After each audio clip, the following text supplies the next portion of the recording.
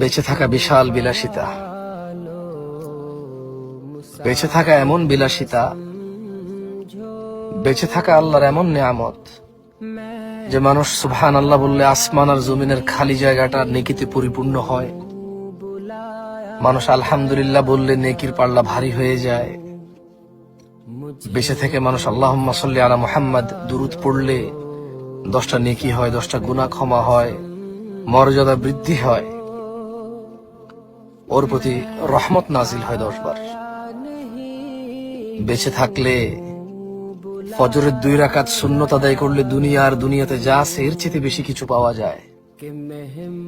বেঁচে থাকলে ফজরে 2, জোহরে 6, মাগরিবে 2, ইশায় 2, মোট 12 রাকাত সুন্নতে মুআক্কাদা পড়লে আল্লাহ সুবহানাহু ওয়া তাআলা জান্নাতে ঘর তৈরি করবে। যে ব্যক্তি প্রতিদিন 12 রাকাত সুন্নত আদায় করবে তার জন্য আল্লাহ একটা করে ঘর নির্মাণ করবে। সুবহানাল্লাহ।